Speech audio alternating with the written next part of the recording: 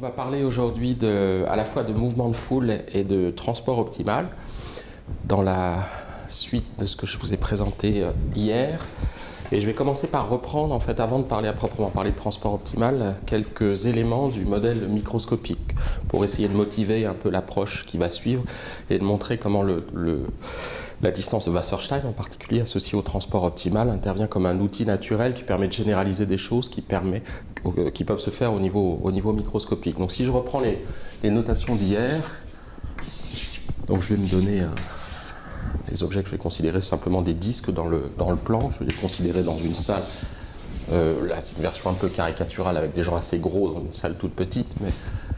Donc je vais noter QI, QJ, les positions des individus I et J, etc. Donc j'ai I, N. Donc ce que je vais noter Q, c'est le vecteur des configurations. Et si je cherche à prendre en compte la congestion de façon stricte, je vais introduire l'espace des configurations admissibles, tel que simplement la distance J de Q est supérieure ou égale à 0, quel que soit I différentes J. Donc ce que j'appelle DIJ, comme je vous l'avais dit hier, c'est cette distance-là. Donc qui vaut 0 quand on a contact, plus précisément, DIJ de Q, c'est quelque chose qui évidemment ne dépend que des positions des individus QJ et QI.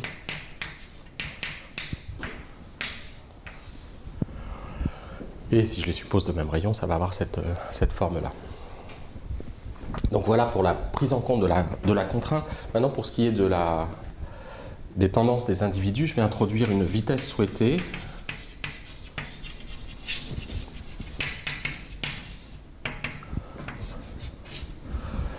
que je vais appeler grand U.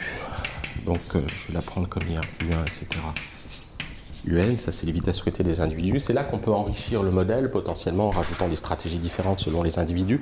Moi je vais m'en tenir aujourd'hui à une version très simple de ça qui permet d'ailleurs d'être écrite au niveau macroscopique. Les modèles macroscopiques permettraient beaucoup plus difficilement de différencier les individus entre eux, mais au niveau micro ça ne poserait pas de problème ici. Donc je vais l'écrire sous la forme avec un champ de vitesse unique, U0 de Q1, U0 de Q2, etc. U0 de Qn, où U0 c'est le champ de vitesse commun, c'est ce que je noterai U tout à l'heure dans la présentation, dans le modèle macroscopique. C'est le champ que souhaite avoir un individu qui est situé en Q1, Q2, etc. Donc les individus sont indifférenciés, c'est-à-dire ce qu'ils souhaitent faire ne dépend que de l'endroit où ils sont. Voilà, donc les ingrédients, comme dans en général en mouvement de foule, on a comme ingrédient cette vitesse souhaitée, et puis on va rajouter un certain nombre de termes d'interaction. Ici, comme je vous l'avais dit, on va s'en tenir à des interactions extrêmement brutales, c'est-à-dire des interactions passives. C'est simplement les gens ne peuvent pas se chevaucher, on a des vitesses qui sont interdites. Donc ça me conduit à introduire ce cône des vitesses admissibles, c'est indice Q, qui est l'ensemble des vitesses. Alors une vitesse admise, elle va être une vitesse, comme je vous disais hier, qui est telle que quand la distance est égale à 0, elle ne peut plus diminuer strictement. Donc elle doit augmenter au sens large. Alors, je vais appeler GIJ le gradient de la fonction distance de I à J, qui dépend évidemment que des positions de I et de J, mais qu'on peut voir comme une fonction de l'ensemble des degrés de liberté. Voilà, donc GIJ scalaire V est supérieur ou égal à 0. Et je vais préciser tout de suite ce que c'est. Donc si j'ai n individus, je vais avoir 2n degrés de liberté.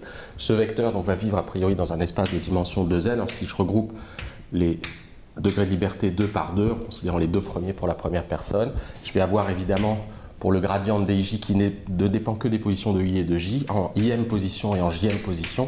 Ici, j'ai à chaque fois des vecteurs dans R2. Ici, je vais avoir le vecteur que j'avais noté EIJ, le vecteur unitaire EIJ, qui traduit simplement, si je me déplace dans cette direction de epsilon, la distance augmente de epsilon, la même chose à l'envers. Pour ça, donc ce vecteur-là, j'y reviendrai tout à l'heure, il a une forme très particulière. qui est celle-là. Donc si on veut faire des calculs, c'est quelque chose qui s'écrit assez simplement. Voilà, alors le modèle le plus simple qu'on puisse imaginer à partir de ces ingrédients, c'est celui-là, c'est de dire que la vitesse effective des gens, que je noterai petit u ensemble, ça ne peut pas être la vitesse souhaitée qui pourrait conduire à une violation de la contrainte, mais ça va être la projection de cette vitesse souhaitée sur le cône des vitesses admissibles, dont on peut s'attendre à ce qu'elle préserve la contrainte, puisque on a demandé que la vitesse augmente. Quand la vitesse est nulle, elle ne peut qu'augmenter. Donc un modèle qui s'écrit très très simplement. Alors si on regarde un peu plus près, on a quelque chose qui est quand même pas si simple que ça, du fait, un peu comme dans le modèle macroscopique, on a une dépendance très non lisse de CQ vis-à-vis de Q. Si on a deux particules, par exemple, deux personnes, qui ne se touchent pas mais qui sont à distance très proche, alors le cône des vitesses admissibles, excusez-moi, j'ai oublié un ingrédient essentiel, c'est quand dès que dij est égal à 0, bien entendu, cette contrainte-là, on ne demande pas que les gens s'éloignent en permanence. Ça n'est vrai que quand la distance est nulle. Donc si la distance est strictement positive, ben, on n'a aucune contrainte, donc tout est possible. Et tout d'un coup, les gens vont être en contact. Et là, on a tout d'un coup, en gros, un demi-espace qui devient interdit. Donc on a une dépendance très, très raide de cette projection vis-à-vis de Q, donc qui exclut d'emblée l'utilisation de théorèmes de type Cauchy-Lipschitz. Donc je vais dire quelques mots sur la formalisation, la manière dont on peut formaliser ce problème-là, et tous les ingrédients que je vais introduire ici, on les reverra arriver dans le cadre du transport optimal tout à l'heure. Donc premier ingrédient, c'est sous cette forme-là que le modèle se comprend le mieux, mais en fait il y a des modèles analogues qui ont été analysés sous une forme un peu différente, qui passent par un petit peu d'analyse convexe. Et une propriété dont vous avez peut-être entendu parler si vous avez fait de l'optimisation, qui s'appelle le lemme de Farkas, que je vais préciser. Donc je rappelle que CQ, c'est égal à l'ensemble des V tels que G, J, supérieur ou égal, dès que DJ, qui dépend de Q, hein, la dépendance évidemment vis-à-vis de Q, elle est là, est égal à 0. Et par ailleurs, je vais introduire ce qu'on va appeler le cône normal sortant, l'ensemble des moins somme des lambda ij gij avec lambda ij supérieur ou égal à 0 et lambda ij dij est égal à 0, relation de complémentarité. Donc c'est quoi? Une sorte de vecteur engendré par les gij avec des coefficients qui sont positifs, sauf que je mets ensuite un signe moins ici. Donc les lambda ij doivent être positifs, et ils sont forcément nuls quand dij est strictement positif, d'accord, en relation de complémentarité. Donc j'aurais pu simplement remplacer ici par une somme réduite au couple ij, tel qu'on a contact entre i et j. Donc cet objet-là va jouer un rôle important par la suite, on l'appelle, et ça se comprendra bien, le cône normal sortant.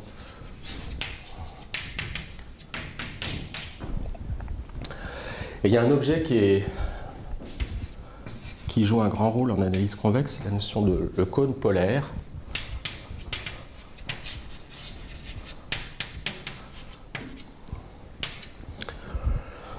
Donc j'ai pris CQ, j'ai mis un petit rond ici, c'est l'ensemble des W tout simplement qui ont un produit scalaire positif. J'utilise la notation entre parenthèses, celle qui est dans le Brésis par exemple, j'espère que vous n'êtes pas troublés. Certains mettent des crochets, on pourrait mettre des points ici, on est en dimension finie. Donc ça c'est simplement le produit scalaire euclidien standard entre W et V. Donc W scalaire V est inférieur ou égal à 0.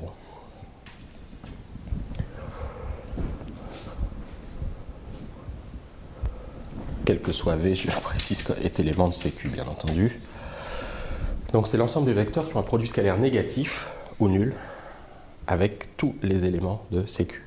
Donc il y a des choses assez simples qu'on peut vérifier. Si on part de n'importe quel ensemble, en fait, on peut définir son cône polaire de la même manière. Alors c'est toujours un cône, en fait, c'est très robuste comme notion. Ça produit toujours un cône convexe fermé, quel que soit l'ensemble de départ. Et la particularité, c'est des choses qu'on verra revenir aussi en transport optimal, Si lui-même, si on part d'un quelque chose qui est un cône convexe fermé, qu'on applique la polarité, on peut vérifier, on ne va pas s'en servir tout de suite, mais que si on réapplique cette polarité, on va retomber sur ces pieds, on va retomber sur ces. Donc le CQ double polaire, c'est CQ en fait. Alors quelle est la propriété qu'on va chercher à démontrer? C'est que NQ en fait c'est simplement NQ. Donc désolé pour ce début très technique, vous voyez qu'on est très très loin des foules, donc c'est une sorte de mise en jambe pour vous sensibiliser à des outils d'analyse convexe dont je sais qu'ils sont relativement peu enseignés à l'heure actuelle, et donc c'est pour ça que je voulais commencer par ça, mais c'est des choses qui vont être incontournables pour le transport optimal, après des choses des manières de raisonner qu'on va voir revenir. Donc ce cône normal sortant, c'est le cône polaire du cône des directions admissibles. Voilà, donc on va le vérifier. Petite démonstration là, en termes de mise en jambe. Alors la première chose, c'est qu'il y a une inclusion qui ne va pas être difficile, c'est que si je prends, alors ça va être NQ est inclus dans CQ polaire. Ok. Donc si je prends un élément de NQ, donc il va être sous cette forme-là. Si je prends un élément de CQ, et que je prends le produit scalaire avec NQ, je vais avoir moins la somme des lambda IJ, GIJ scalaire V, mais c'est GIJ scalaire V, comme V est dans CQ, c'est positif, donc ça va être négatif, donc NQ est bien dans CQ. Voilà. Ensuite, maintenant, on va utiliser une technique aussi de démonstration qu'on rencontre très souvent en analyse convexe, qu'on va retrouver, même si on ne fait pas toutes les démonstrations qu'on va retrouver au niveau du transport optimal, c'est l'utilisation du théorème de Hahn-Banach. Là, on a une inclusion pour montrer qu'on a égalité. En fait, on va supposer que l'inclusion est stricte. Donc, ça signifie qu'il existe un U est élément de CQ polaire, U n'est pas élément de NQ. Donc on a un point et un objet qui est un cône, ça on s'en fiche, mais surtout qui est un convexe fermé dans un espace de Hilbert, un espace euclidien en l'occurrence, donc on peut les séparer. On va utiliser le théorème de Hahn-Banach sous sa version faible en quelque sorte, parce que là on est dans un espace de Hilbert, donc c'est un théorème qui n'est pas dur à démontrer à l'aide de la projection, c'est pas le gros théorème de Hahn-Banach dans les espaces vectoriels normé, qui est basé sur l'axiome du choix, mais bon, la technique de démonstration est malgré tout très utile. Donc on va les séparer. Donc il existe un hyperplan, là, comment je vais noter l'hyperplan, ça veut dire je peux trouver une forme linéaire, je vais l'appeler, donc une forme linéaire, je suis dans un espace euclidien, donc ça, je peux l'identifier à un vecteur bien entendu. Comment je vais l'appeler? J'ai appelé Z, qui est élément de R de N, et alpha est élément de R. Donc le fait que ce soit séparé, ça signifie que le produit scalaire de Z avec n'importe quel élément de NQ.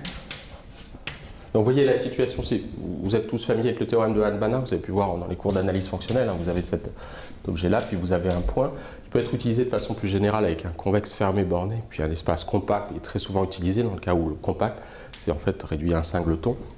Donc là, c'est le singleton et le convexe fermé que je vais séparer par un hyperplan. Donc ZV inférieur ou égal à alpha, strictement inférieur à Z appliqué à U.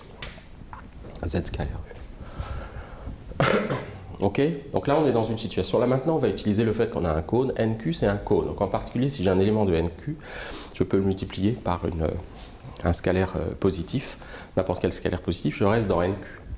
Donc ici, si jamais ça prenait une valeur strictement positive, ça serait forcément non borné, puisque je pourrais multiplier par un réel positif aussi grand que je veux, donc ça ne pourrait pas être majoré par alpha. Donc ça m'impose en fait que ZV est inférieur ou égal à 0. Ok, et donc de fait alpha se retrouve, puisque 0 fait partie de 0, évidemment je peux prendre V est égal à 0 parce que j'ai un cône pointé en 0, donc alpha va se retrouver être supérieur ou égal à 0, d'accord, et j'ai toujours strictement inférieur à ZU. Ok, alors qu'est-ce que ça veut dire ça? Quel que soit V est élément de NQ, donc en particulier, V est élément de NQ, j'ai des éléments en particulier qui sont simplement les GIJ. Je peux prendre lambda IJ est égal à 1, tous les autres égaux à 0, parmi évidemment les IJ tels que DIJ est égal à 0.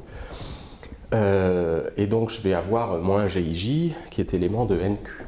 Donc pour tous ces moins GIJ, le Z scalaire moins GIJ est inférieur ou égal à 0. Donc, je vais finir ici peut-être, je passerai ensuite de l'autre côté. Donc cette inégalité implique que Z scalaire GIJ est supérieur ou égal à 0, quel que soit IJ tel que, évidemment, j'ai contact entre les individus, tel que DJ soit égal à 0. Ok. Et donc ça, c'est pas innocent, ça me dit que Z est élément de CQ par définition. Z devient admissible. Z, je vous rappelle, hein, c'était ma forme linéaire, enfin c'est mon vecteur qui séparait les deux. Z est élément de CQ. Mais par ailleurs, on a ZU. U est élément de CQ polaire, et on a ZU qui est strictement positif, d'après ce que j'avais écrit ici. D'accord? Donc vous voyez, ça se joue à peu. C'est des démonstrations comme assez efficaces pour démontrer quelque chose de très fort. U est un élément de CQ, donc son produit scalaire avec U devrait être inférieur ou égal à 0 par définition, puisque Z est élément de CQ. Or, il est strictement positif d'après la séparation de Hahn-Banach. Donc c'est impossible. Et donc, il ne peut pas y avoir d'élément de CQ polaire qui ne soit pas dans NQ. Donc les deux ensembles sont égaux. Donc on a une situation qu'on rencontre... Ah, j'aurais dû... Ah voilà, pardon.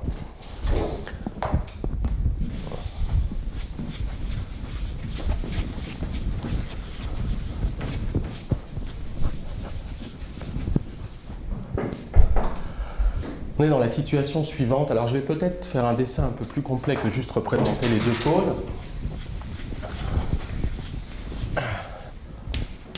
À quoi ressemble le K, l'ensemble des configurations admissibles, l'ensemble des configurations de disques qui ne se chevauchent pas. Alors comme je vous l'avais dit, donc on est dans R2N. Alors je vais faire un dessin dans le plan, évidemment, ça va être assez stylisé, mais on va essayer de représenter en gros à quoi ça ressemble. Les dessins, quand même, malgré tout, même dans les espaces de Hilbert, quand on dessine en 2D, sont en général, du fait de la structure hilbertienne, relativement représentatifs de la réalité abstraite, si j'ose dire. Donc à quoi ressemble le K? C'est l'espace tout entier auquel on a enlevé un certain nombre de portions qui correspondent. Les choses interdites, c'est DIJ strictement inférieur ou égal à 0. Donc si je prends un ensemble de points QI, QJ, la frontière de ce truc-là, c'est QI, QJ, disons QI moins QJ est égal à une constante, ça va être un objet de type cylindrique en fait dans mon espace de grande dimension. C'est un objet qui est lisse et je vais ôter à mon espace l'intérieur de cet objet. Donc ça va ressembler à quoi? De façon encore une fois un peu stylisée, je vais enlever un truc qui est lisse, donc ça c'est interdit. Ça correspond à la contrainte DIJ. Ça serait la zone, disons, DIJ strictement négative, qui va ressembler à ça. Donc ça, je l'enlève à mon espace, mais j'ai d'autres couples UIJ. Donc c'est là qu'apparaît le côté non lisse, évidemment. C'est que je vais avoir un ensemble qui est comme ça. Donc c'est en fait une intersection de complémentaires de convexes, lisses. D'accord? Donc ça ressemble à ça, en gros. Alors pourquoi c'est intéressant? Alors je vais peut-être faire un zoom au niveau de celle-là. Donc ça, c'est ma zone interdite. Ah oui, c'est là que les craies de couleur auraient pu être utiles, il n'y en a pas. Donc le cône des directions admissibles, c'est quoi? Donc si je suis à un point intéressant, ça va être ici, ça ne va pas être très intéressant, je peux quand même le faire. Si je suis ici en un point de la frontière, c'est que j'ai un seul contact entre individus. Il y a une seule contrainte qui est saturée. Donc je vais avoir un cône de direction admissible qui est comme ça. Et puis le cône polaire, les vecteurs, l'ensemble des vecteurs qui ont un produit scalaire négatif avec tous ces gens-là, donc un demi-espace entier, ça va être évidemment la demi-droite. D'accord? Donc c'est un cône, une normale sortante, si vous voulez, la droite engendrée par ce vecteur-là. Ce qu'on retrouve évidemment, si on a un seul contact actif, on a un seul lambda IJ non nul possible, donc on a simplement une demi-droite. C'est un cas pas très intéressant. C'est ici, j'ai deux contacts qui sont activés en même temps. Donc c'est la situation comme ça. Si j'ai trois individus, il y en a deux contacts qui sont activés en même temps. J'ai maintenant un cône des directions admissibles qui est un petit peu plus riche, puisque ça n'est pas un demi-espace, la frontière n'est pas un espace vectoriel. Alors désolé, oui, il y a l'absence de couleur, en fait j'essaierai peut-être d'en trouver pour plus tard, parce que là, pour les dessins de cônes, ça pourrait quand même aider. Mon cône CQ, il ressemble à ça, d'accord, c'est l'ensemble de ces directions-là. Et le cône polaire, NQ, donc on l'appelait cône normal sortant, vous allez comprendre que c'est comme ça que je vous l'avais introduit. Donc ce qui permet de comprendre, c'est que c'est bien le cône polaire, l'ensemble des directions admissibles. Ça va être ce cône-là, donc vous voyez, comme ça, et ici, alors là, sans couleur, c'est à peu près catastrophique. Donc ça, c'était la première limite de mon cône CQ. Ici, j'ai CQ, Et ici, je vais avoir NQ. D'accord? Donc mon cône normal sortant, un cône qui est riche, vous voyez qu'il est d'autant plus ouvert que CQ est fermé, et réciproquement. Donc on avait le cas extrême avec un seul contact. Et on a une propriété générale, alors là je rends un hommage à un très grand mathématicien qui est décédé l'an dernier, qui a travaillé beaucoup sur ces questions d'analyse convexe, qui était Jean-Jacques Moreau, qui a fini sa carrière plutôt sur les aspects très mécanique. Il a travaillé sur la modélisation d'écoulement granulaire, mais dans les années 60 et 70, il travaillait dans la lignée des travaux de Brésis en analyse convexe. Un certain nombre de théorèmes portent son nom, et l'une de ses contributions, qui n'est pas la contribution majeure, mais qui est quelque chose qui a fait l'objet d'une petite note crasse en fait, dans les années 60, c'est la décomposition d'un espace de Hilbert selon deux cônes mutuellement polaires. Une sorte de généralisation. C'est pas très compliqué d'ailleurs, ça se démontre à la main, on ne va pas le faire là, mais ça pourrait se faire. C'est que si on a un cône, donc là je vais prendre CQ, ça pourrait être un cône quelconque, je m'enlève le Q pour montrer insister sur la généralité. J'ai un cône, alors, par exemple, de sommet 0 pour simplifier, mais on pourrait translater tout ça. Et son cône polaire, on a l'identité en fait dans l'espace de Hilbert sous-jacent, ça marche aussi en dimension finie. Il va s'écrire comme la projection sur C plus la projection sur C polaire. Donc c'est une généralisation immédiate unilatérale en quelque sorte de la projection, de la décomposition de l'identité, comme la somme hilbertienne de la projection entre la projection sur un espace et son orthogonal, un sous-espace vectoriel fermé et son orthogonal. Voilà, une généralisation unilatérale qu'on voit bien sur le dessin, si je prends un vecteur ici. Donc là, typiquement, ce que je vais projeter, ça serait ma vitesse, là, vitesse grand U, la vitesse souhaitée. Je vais la projeter sur C, alors là, cette fois-ci, ça va être CQ. Donc ça va à un instant donné. Et ce que me dit le théorème, simplement, c'est que je peux projeter ici, c'est que U s'écrit comme la somme de la projection sur ce cône-là et la projection sur ce cône-là. Okay, donc j'ai un grand U en vecteur de vitesse souhaitée générique qui s'écrit pour la projection sur CQ de grand U plus la projection sur CQ de grand U. Ok, donc ça me permet de réécrire mon problème. Ça me permet de l'écrire de façon plus compliquée. Ça peut sembler un peu troublant, mais il se trouve que c'est sous cette forme-là qu'il a été le plus étudié. Donc à quoi ça conduit? Ça conduit à la chose suivante. Je vous rappelle, on avait U qui était dQ sur dt. D'après mon modèle, c'était la projection sur CQ de grand U. Ok, mais ça, c'est grand U moins la projection sur CQ polaire qui est NQ de grand U. Ok, et donc ça va s'écrire, par exemple, la forme la plus populaire, qui se rapproche le plus de travaux de la littérature, c'est sous cette forme-là. Alors là, je vais faire quelque chose qui peut sembler un peu choquant, c'est que j'avais une égalité, je vais la transformer en inclusion. En fait, c'est sous cette forme-là qu'elle a été étudiée, et on va voir pour des raisons que je détaillerai pas trop, mais que j'essaierai d'expliquer, qu'en fait on va rien perdre en écrivant, en remplaçant cette égalité par cette inclusion. Je vais juste te dire que ce truc-là, c'est un élément de NQ. Et ça s'écrit de façon un peu baroque de la façon suivante. Je vais dire que dQ sur dt plus un élément de NQ est égal à U. Et ça s'écrit avec un signe un peu particulier que certains de vous n'ont peut-être pas vu, mais qu'on retrouve beaucoup en transport optimal. Aussi, c'était en quelque sorte un signe réservé à l'analyse convexe pendant quelques dizaines d'années, mais qu'on a vu ressurgir, qui a été remis au goût du jour en quelque sorte avec le transport optimal. Donc, il faut se familiariser avec ça. Donc, c'est le même signe, c'est le signe élément 2, une notation... quand on a des fonctions multivaluées, je vais dire que U est élément de dQ sur dt plus NQ. Donc sous cette forme-là, on a a priori considérablement compliqué les choses par rapport à la forme très explicite de tout à l'heure. Et en fait, c'est sous cette forme-là que les problèmes de ce type ont été le plus étudiés. La forme d'une inclusion différentielle.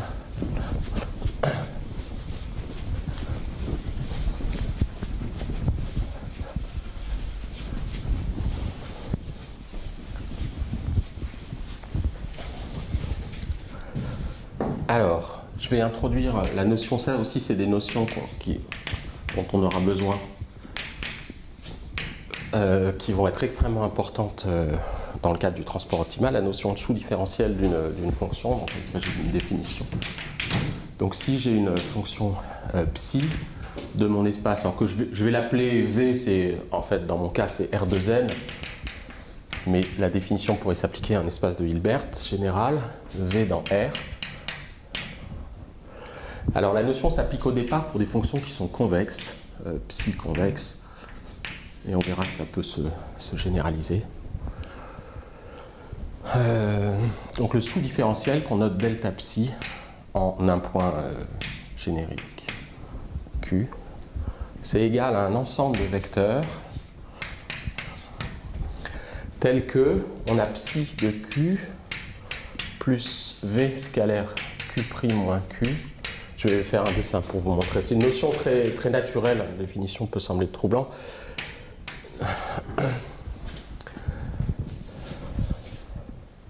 Alors, je vais commencer peut-être avec une fonction lisse. J'ai une fonction, ça peut s'appliquer évidemment à des fonctions de R dans R, notamment, fonction convexe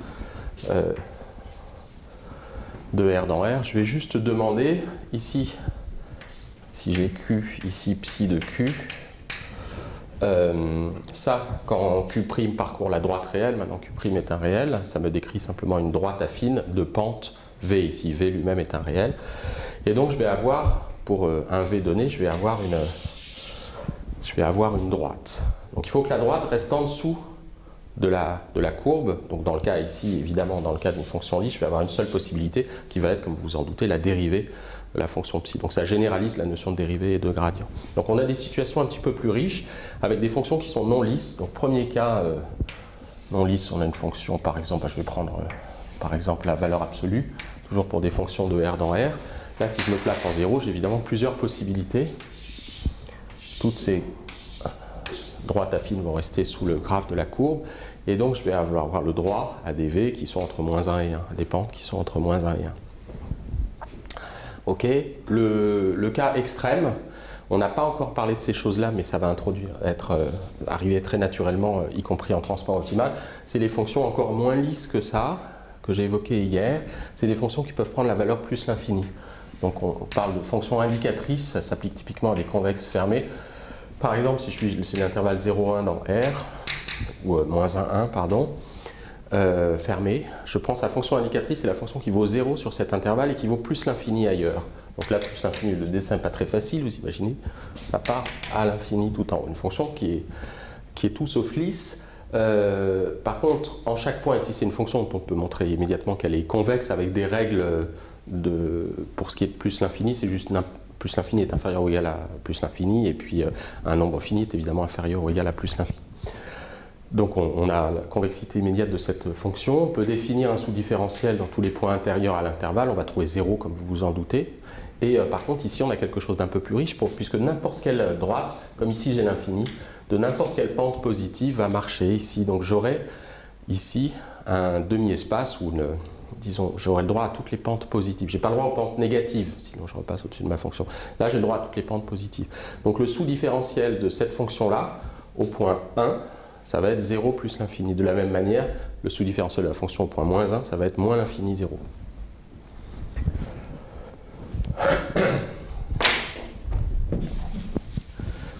Alors, on peut généraliser un peu, et c'est sous cette forme-là que c'est présenté dans le transport optimal. On parle directement d'un sous-différentiel au sens de Fréchet, une version un peu affaiblie de ça. On va juste demander que cette propriété, je vais l'écrire directement sans réécrire la définition sous cette forme-là qu'on l'utilisera de toute façon, que cette propriété-là soit vraie, au moins au premier ordre, dans un voisinage de Q, c'est-à-dire plus un petit o ici de Q' moins Q, norme de Q' moins Q. Alors, quel intérêt ça a, ça? C'est que ça permet de généraliser cette notion. Ce qui est très désagréable ici, c'est que dans le cas où la fonction n'est pas convexe, dans un point de concavité, si vous prenez cette définition, quand vous êtes ici, par exemple, il n'y a aucune droite affine qui reste en dessous de cette fonction. Donc le sous-différentiel, alors on peut quand même lui donner un sens, c'est juste, puisqu'a priori j'avais dit que c'était multivalué, c'est un ensemble, ça peut être l'ensemble vide simplement. Simplement, vous vous doutez bien, dans les zones où cette notion est l'ensemble vide, ça ne va pas être très utilisable. Et donc on rajoute ça pour pallier cet inconvénient. Ça permet de définir en particulier ici, on peut vérifier que, en particulier cette droite, donc si j'ai le cas d'une courbe concave lisse, ça va rentrer dans cette définition pour V est égal à cette pente qui correspond à la tangente à la courbe, puisque la différence entre les deux, entre la fonction affine et la fonction réelle, va tendre vers 0 plus vite que Q'-Q du fait de la tangence des deux courbes. Donc dans ce cas-là, ça nous permettra de retrouver la notion de dérivée standard pour une fonction lisse, typiquement. D'accord? Et ça sera plus riche parce que ça va nous permettre de traiter le cas de situations non lisses dans le cas où elles ont le bon sens, en quelque sorte. Donc ça va nous permettre de traiter des situations comme celle que j'évoquais, où on n'est pas au point de pouvoir traiter. Par exemple, si je prends une fonction qui est comme ça, cette fonction est catastrophique de ce point de vue-là parce qu'elle est à la fois concave et non lisse au même point, en quelque sorte. Et donc là, vous pouvez, même avec cette définition-là, vous n'aurez aucune, si vous prenez une droite, vous n'avez aucune chance de trouver un vecteur, une pente V qui satisfasse cette condition. Donc là, vous aurez quand même l'ensemble vide dans ce cas-là. Par contre, cette définition va nous permettre de gérer des fonctions qui sont lisses, là ça pose aucun problème, on va retrouver la dérivée au sens standard, et qui ont des singularités, mais qui sont dans le bon sens, c'est-à-dire qui sont convexes. Par exemple, des points comme celui-là, des points anguleux, convexes, ou même des discontinuités fortes, où on passe de 0 à plus l'infini, comme pour les fonctions indicatrices.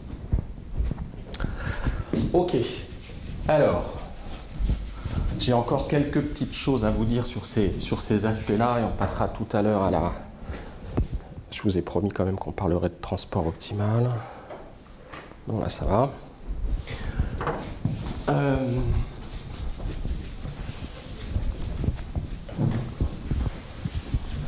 J'ai encore besoin d'une notion, désolé pour ces notions qui sont un tout petit peu lourdes et après on passera à des choses. Paradoxalement, en fait, la partie peut-être la plus technique et la plus aride du cours, c'est peut-être la partie en dimension finie qui, d'une certaine manière, est presque plus difficile que ce qui va se passer après pour le transport optimal parce qu'on a des structures un petit peu particulières, des aspects discrets dans l'optimisation qui interviennent qui sont un peu troublants. Donc j'ai encore quelques notions comme ça à introduire.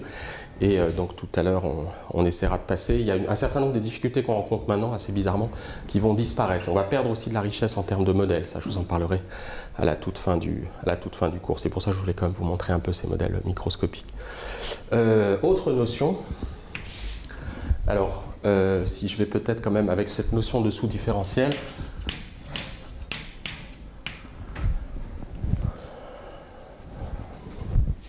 c'est...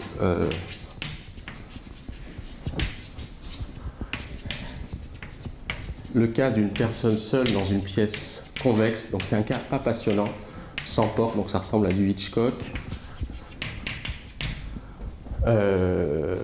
Donc c'est pas quelque chose de très très riche en termes de modélisation, mais ça a un avantage, c'est que dans ce cas-là, K, c'est l'ensemble des points de R2 qui sont assujettis à rester dans K, ou plus exactement à rester à une distance strictement supérieure à R, enfin supérieure ou égale à R, le rayon de la frontière de K.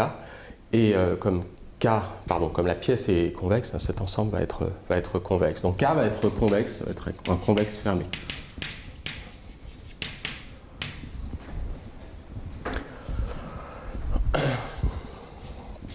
Et dans ce cas,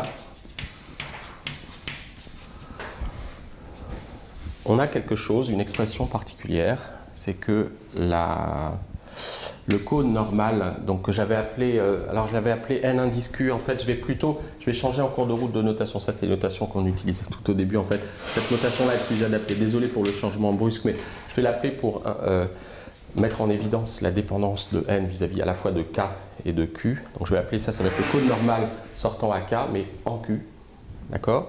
Donc cet objet-là, mais c'est le même que j'évoquais tout à l'heure, que je notais NQ pour simplifier. Donc cet objet-là, le cône normal sortant, ça va être égal à, ça va s'exprimer en termes de sous-différentiel de la fonction indicatrice de K de Q. Donc Q est maintenant élément de R2, on est dans un cas très, très simple. Ok, alors je vais peut-être vous faire un petit dessin. Alors la pièce est convexe, mais elle peut avoir des coins quand même. Ça peut être par exemple cette pièce-là, elle est convexe, elle n'est pas lisse. Ou une pièce plus générale, comme ça. Mettons, ce qui est intéressant, c'est qu'elle ait quand même des coins.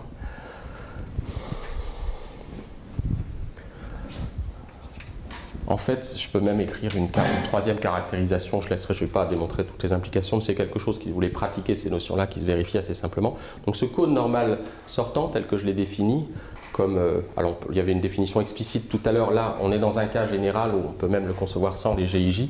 On peut le définir vraiment comme le cône polaire au cône des directions admissibles. Ça, c'est le sous-différentiel de la fonction indicatrice. Alors, je l'ai juste évoqué sans l'écrire. IK de Q, c'est égal à quoi?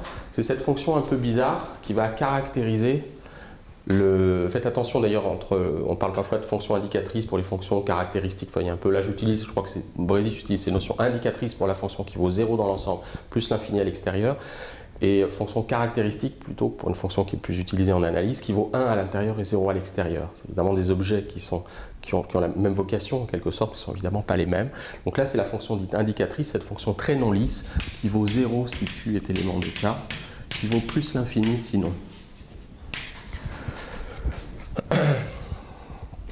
Et donc on peut définir le sous-différentiel de la fonction. Alors c'est un peu comme tout à l'heure, je le faisais sur l'intervalle 0,1. On va retrouver ici les mêmes choses et montrer que tous ces objets-là sont égaux en fait à un troisième objet qui est l'ensemble des Q' moins Q, tel que Q est égal à la projection sur K de Q'. C'est ça qui se comprend le mieux. Donc ce que je dis simplement, c'est que c'est ce objet-là. Si je suis ici, le cône normal sortant, ici j'ai ma direction, le cône des directions admissibles, le cône normal sortant c'est celui-là, nk de q. Et on peut vérifier aussi que c'est le sous-différentiel de la fonction indicatrice. L'idée c'est que l'idée c'est quoi? C'est que si je prends une direction qui n'est pas dans ce cône normal sortant, je vais avoir des produits scalaires. Je vais avoir, si je prends Q' ici par exemple, Q' est ici, je vais avoir Q' moins Q qui va avoir un produit scalaire positif avec ce vecteur. Vous voyez, si ce vecteur-là, ça je ne peux pas le faire si je suis exactement orthogonal. Si celui-là, je vais avoir un produit scalaire positif. Et donc, je vais avoir psi de Q comme Q est sur la frontière qui vaut 0. D'accord? Q' va être dans K, donc psi de Q' vaut 0 aussi. Et Q', comme je vous l'ai dit, V fois Q' moins Q est positif. Donc je n'ai pas ça. Donc n'importe quel vecteur qui n'a pas cette direction ne peut pas être dans le cône normal sortant, enfin dans le sous-différentiel plus précisément. Donc c'est juste un embryon de démonstration en quelque sorte. Et je vais avoir la même chose. Donc pour cette troisième caractérisation, de façon évidente, si je prends Q' qui est maintenant à l'extérieur de K, qui se projette ici, je vais retrouver toutes mes directions normales sortantes. De la même manière, si je suis en un point anguleux, comme c'est à peu près l'angle droit, on ne voit pas très bien, on a l'impression qu'il y a une symétrie qui n'existe pas. Là, alors cette situation-là, toutes ces directions-là correspondent à des Q' moins Q, où Q' se projette précisément sur le point Q.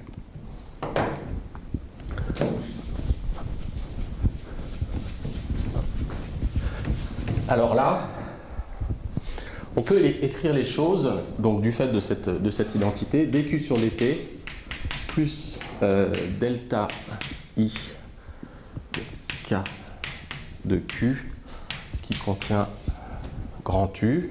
Et ça, je peux l'écrire de façon plus générale. dQ sur dt plus delta phi de Q,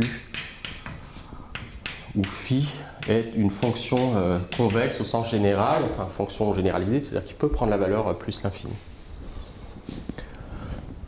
Et là, ça rentre dans un cadre très très bien établi, des travaux qui ont été faits dans les années 60-70, notamment, qui sont pris dans un livre de Haïm Brésis sur les opérateurs maximo-monotones.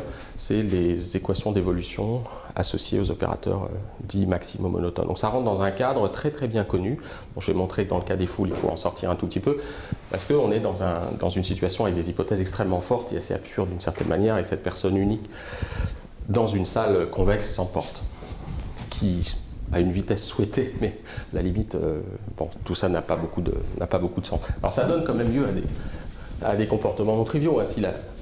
Si la personne essaye d'avancer, elle va glisser contre les murs, et si elle cherche à avoir donc la solution, on peut l'avoir, même si elle n'a pas beaucoup d'intérêt en termes d'homologation. Si elle cherche par exemple à avoir une vitesse constante dans cette direction-là, elle part d'ici, qu'est-ce qui va se passer? Elle va avancer tout droit, puisque tant qu'elle ne touche pas les bords, la contrainte n'est pas activée. Alors j'aurais pu dire tout à l'heure j'ai parlé des contraintes entre individus, je n'ai pas du tout parlé des murs, mais de façon évidente, les murs sont traités de la même manière, d'accord, même si je ne l'ai pas dit explicitement pour simplifier un peu. Là, la personne, elle va se rapprocher, donc là, tout d'un coup, il y a une contrainte qui s'active, donc le cône des vitesses admissibles n'est plus l'espace entier, ça devient un demi-espace ici. Donc ça va être, elle voudrait aller là, ça va être la vitesse la plus proche parmi les vitesses souhaitées qui correspondent à ce demi-espace là. Donc ça va être une vitesse comme ça. Et l'écriture sous cette forme-là vous dit simplement que sa vitesse effective, ça va être la vitesse qu'elle souhaite avoir moins un élément du cône normal sortant. Et cet élément du cône normal sortant, on le voit, ce cône normal sortant, c'est ici une demi-droite simplement. Donc c'est la correction. Donc ça, c'était la vitesse, si vous voulez, ça c'était la vitesse souhaitée. Et puis cette correction-là, c'est U moins un élément du sous-différentiel de IK, c'est ce machin-là qui intervient ici. Et donc elle va avoir une vitesse qui est tangentielle, évidemment, qui est dedans strictement inférieure à ce qu'elle voudrait avoir, mais la composante tangentielle va être préservée et elle va glisser sur le bord ici. D'accord ?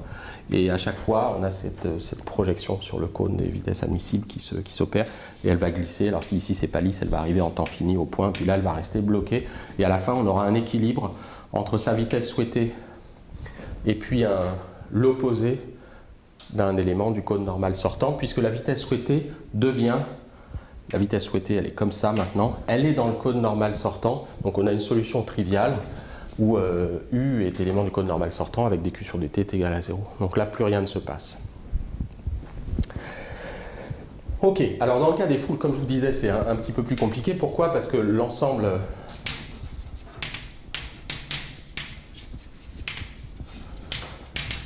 n'est pas convexe.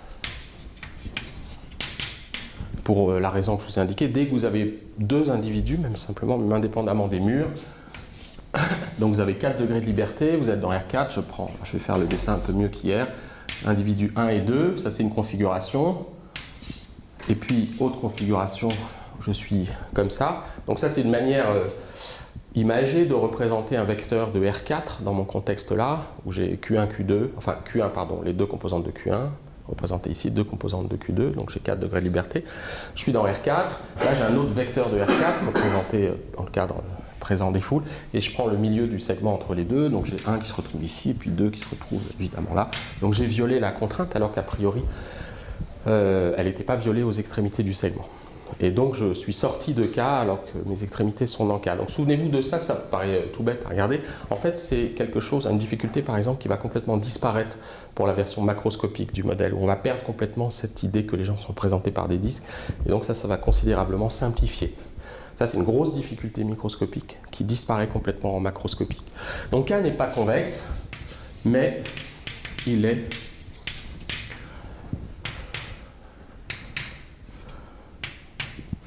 prox régulier. Alors, je vais l'écrire quand même en vrai pour la première fois. Il est prox régulier. Donc je vais définir évidemment de quoi il s'agit. Alors, je vais peut-être, vous voyez, pour NQ, il y a ce que j'ai défini comme étant le cône normal sortant, il y a plusieurs manières de l'exprimer. Alors j'ai dit ici, il y a plusieurs manières équivalentes de l'exprimer dans le cas où on avait un convexe. Dans le cas où on a des objets qui ne sont pas définis et dont on va chercher à définir certaines propriétés, il faut s'entendre sur les définitions qui pourraient ne pas être équivalentes. Il faut faire un petit peu attention. D'ailleurs, dans la communauté d'analyse convexe, vous avez des définitions, je ne peux pas prétendre les connaître toutes, des cônes. Il y a peut-être 7 ou 8 définitions différentes de cônes avec des noms très compliqués, différentes qu'on peut définir. Il se trouve que pour un convexe, on va retrouver tous les mêmes objets, et pour un ensemble prox régulier, essentiellement, ça va être la même chose. Mais tant que je n'ai pas défini cet objet-là, cette propriété-là, je n'ai pas le droit d'utiliser l'équivalence entre ces définitions. Donc je vais juste repréciser une définition générale de NK, de Q, où K est rien, a priori.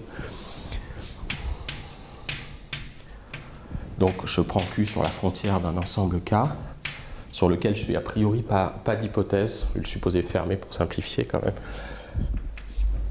même.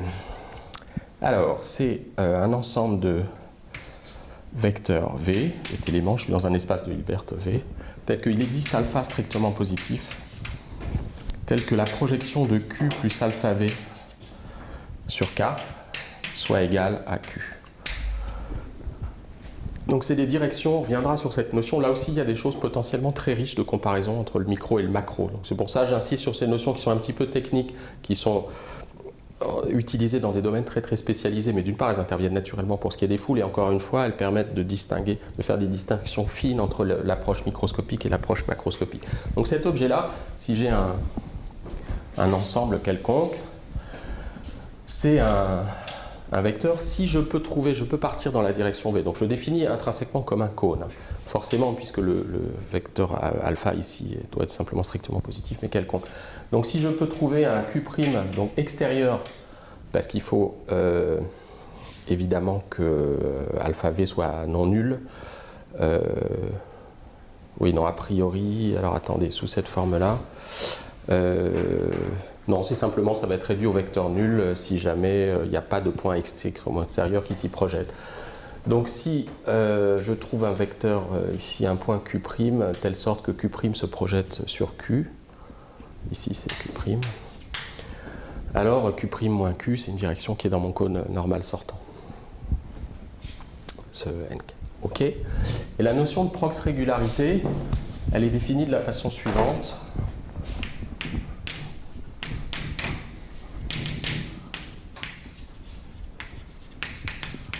Donc on va dire que K est, alors uniformément, sous-entendu, normalement c'est une notion qui se définit point par point, sur un point de la frontière. Là je vais le définir de façon générale. K est uniformément prox régulier si, quel que soit Q, est élément de la frontière de K. Quel que soit V, excusez-moi, état prox régulier avec état strictement positif. C'est un peu, la définition est un peu lourde, vous allez voir, c'est une notion qui se comprend très bien géométriquement. Si quel que soit V est élément de NK de Q, V de norme 1. Alors ça c'est un petit peu ambigu, parfois dans les définitions qu'on trouve dans la littérature, puisque ça laisse entendre, vous avez vu, d'après la définition de mon cône normal sortant, vous pouvez très bien avoir, si on a un point par exemple, vous avez un point anguleux comme ça, ce point-là, si mon convexe est ici, n'est la projection de rien d'autre que lui-même. Il n'y a pas de point qui se projette sur cet objet-là, en ce point-là, en ce point anguleux. Et par conséquent, le seul vecteur qu'on puisse prendre, c'est le vecteur nul, ici V. Donc NK peut être réduit au vecteur nul. Et ici, je demande à prendre un vecteur de norme 1. Donc ce que ça sous-entend, je reprends la définition de la littérature, mais c'est qu'une hypothèse implicite qu'on fait, c'est que pour tout K est élément de la frontière, alors V, c'est un cône non trivial. D'accord, ça contient les deux, donc il n'est pas réduit au vecteur nul.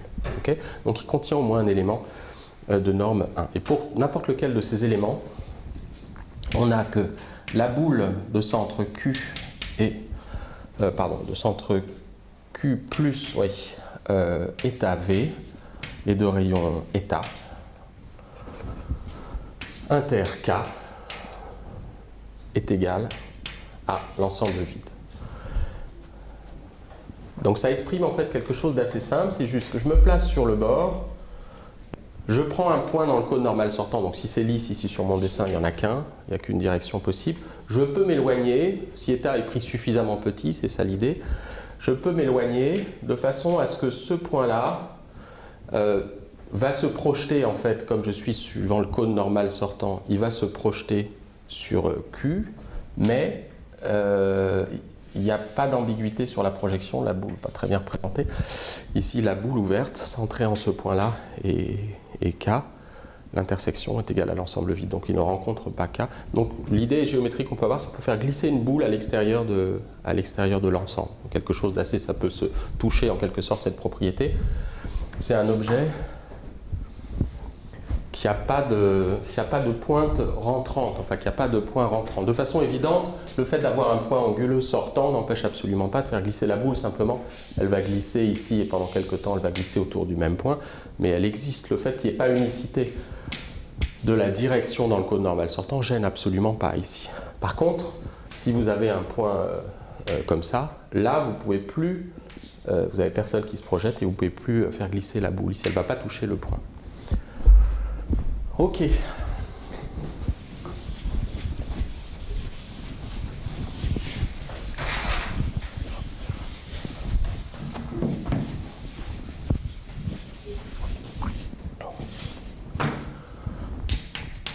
Alors, l'intérêt, c'est que pour K prox régulier, s'il existe un état strictement positif tel que K soit prox régulier, en fait, on a les mêmes propriétés que je viens d'effacer d'ailleurs un peu bêtement, c'est qu'NK de Q, ça va être le sous-différentiel de la fonction indicatrice de K de Q. Alors faites attention, ici maintenant, K n'est plus convexe, donc on est forcé d'utiliser ce que j'avais écrit là-bas tout à l'heure. On est forcé d'utiliser cette notion un peu affaiblie ou généralisée du sous-différentiel au sens de Fréchet avec le petit o de Q' moins Q, si vous vous souvenez. Voilà. Et donc on retrouve finalement une forme qui ressemble un petit peu à ce qui avait été utilisé avec les opérateurs étudié avec les opérateurs maximaux monotones. On n'a plus un opérateur qui est maximal monotone, mais en quelque sorte, il n'est pas très loin de l'être, il va partager certaines propriétés. Et voilà, donc on retrouve la théorie. Je vais faire une remarque sur la notion de flow gradient que j'avais évoquée hier, à l'aide de ce sous-différentiel. Je vais introduire une fonction. On a tous les ingrédients maintenant pour formaliser les choses sous la forme d'un flow gradient généralisé. Fonction d'insatisfaction, là je retourne un tout petit peu au modèle, c'est ce que je disais hier. Fonction d'insatisfaction, on va la définir comme une fonction, ça c'est une notion qu'on rencontrera aussi, qui sera à la base de ce qu'on fera sur l'approche macroscopique. Psi de Q, ça va être la fonction qui mesure l'insatisfaction des gens. L'idée derrière tout ça, même si ce n'est pas absolument obligatoire pour écrire des modèles de ce type, ça peut être sympathique de privilégier des modèles qui vont être sous cette forme-là. On va considérer que la foule, elle tend à diminuer instantanément une insatisfaction qu'elle ressent globalement de façon instantanée. Et cette insatisfaction, la manière la plus naturelle et simple de l'écrire, c'est de l'écrire comme la somme d'insatisfactions individuelles. Donc je vais sommer sur les QI, par exemple, la distance de QI à la porte, donc ça peut être la distance géodésique, c'est de façon générale quelque chose qui quantifie l'insatisfaction de la personne, que j'ai prise ici dans le cadre d'un modèle d'évacuation comme une fonction de la distance, une fonction qui dépend de la position simplement de la personne vis-à-vis d'un certain objet souhaité. Donc plus on est loin, plus on est insatisfait. Et prendre en compte les contraintes, c'est rajouter une fonction indicatrice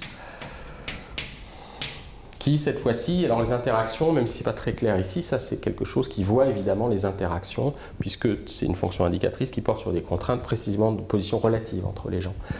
Donc c'est une sorte de version caricaturale des modèles que je présentais hier de force sociale, où on a une tendance naturelle de la foule, avec éventuellement des termes d'interaction qui peuvent être sociaux, ça c'est les termes d'interaction qui ne sont pas du tout sociaux, qui sont des termes liés au fait que simplement, problème d'encombrement stérique en quelque sorte, on ne peut pas mettre deux personnes au même endroit et au même moment. Alors, avec ces outils-là, je ne vais pas faire tous les calculs, mais disons avec les outils qu'on a introduits, on peut vérifier en fait que le modèle que j'avais écrit initialement dq sur dt est égal à la projection. Je reviens à cette formule-là, elle est quand même sympathique parce qu'elle est complètement claire, elle est complètement déterministe en quelque sorte par rapport à l'inclusion. On se demande toujours est-ce qu'il va y avoir une solution unique. Ici, U est bien défini, c'est mon champ de vitesse souhaité. CQ, c'est un cône qui dépend de Q, qui s'écrit de façon très simple. Projection sur CQ, projection sur un convexe fermé pose aucun problème. C'est un modèle qui est assez parlant. Donc là, on lui a fait subir pas mal de choses à ce pauvre modèle, mais en fait, c'est sous ces formes un peu plus évoluées qui se prêtent plus à l'analyse. Donc on en est arrivé à la forme suivante, à l'aide de ce sous-différentiel. On va pouvoir l'écrire dQ sur dt est élément de l'opposé du sous-différentiel de psi de Q.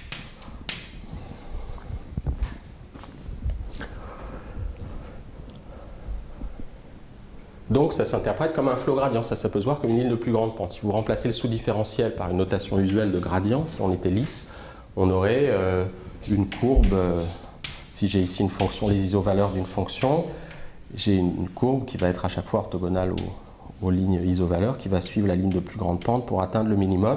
Ça, c'est une version généralisée de ça. Pourquoi j'ai dû utiliser cette notion de sous-différentiel?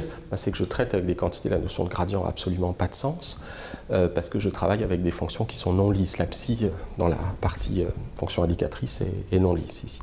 Et par contre, alors je réalise que je ne l'ai pas fait, mais ce n'est pas très compliqué de vérifier. Quand je vais prendre le sous-différentiel ici de la fonction, alors on peut vérifier, au moins quand on a une fonction lisse et une fonction de ce type-là, pas lisse, on va bien avoir une propriété, il faudrait vérifier quand même que le sous-différentiel de la somme de deux fonctions, c'est bien la somme des sous-différentiels. Ce qui est un peu moins simple pour le gradient quand même, on peut le vérifier ici. Et le sous-différentiel de cette fonction-là, si d c'est une fonction lisse, d'accord, donc d c'est la fonction de distance à la sortie, si la pièce est convexe par exemple, on va avoir une fonction lisse. Comme je vous l'avais dit tout à l'heure, on va trouver le gradient au sens usuel. Donc à chaque fois, ça va me dire que la vitesse correspondant à la composante i, ça va être le gradient par rapport à QI de cette fonction-là, ou l'opposé plus exactement.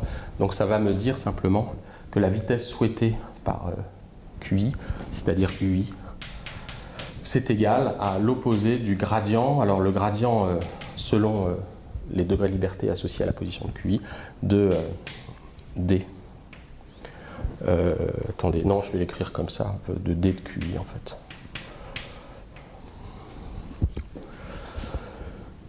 Voilà, c'était l'hypothèse que j'avais évoquée hier et tout au début, je crois que je l'ai rappelé ici, c'est qu'on va voir, ça va correspondre au cas des vitesses souhaitées qui sont le gradient d'une certaine fonction et la prise en compte de la contrainte se faisant de façon complètement encapsulée en quelque sorte dans cette notation. Donc ça permet de donner une structure assez sympathique au problème.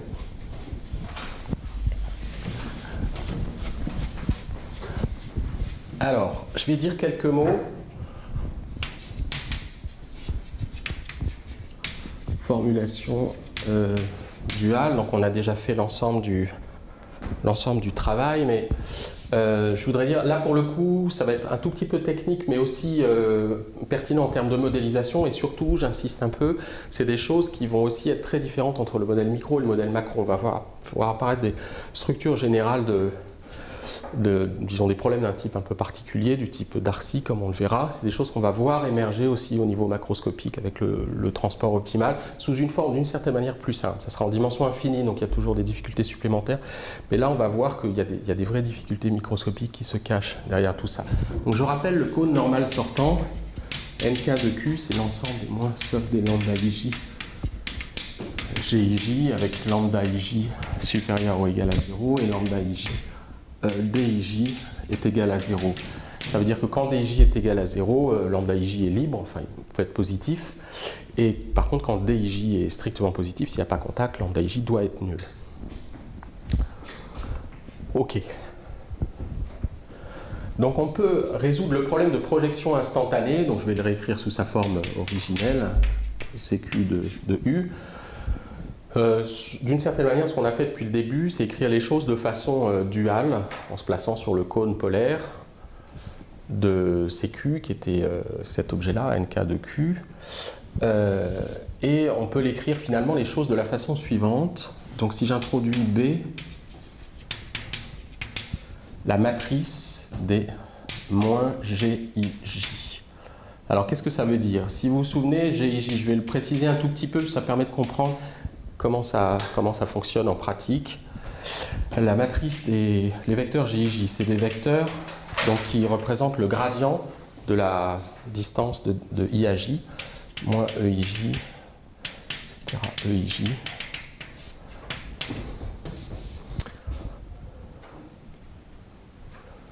OK. Et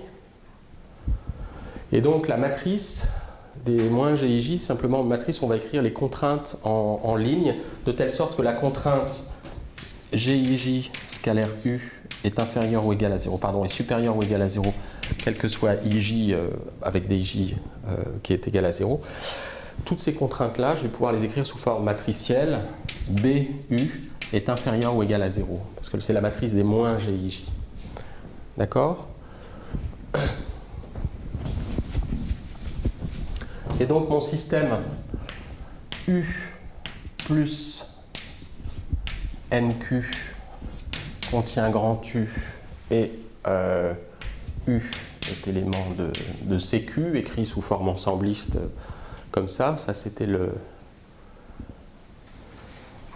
la forme, l'inclusion différentielle que j'avais, où U c'est la vitesse réelle.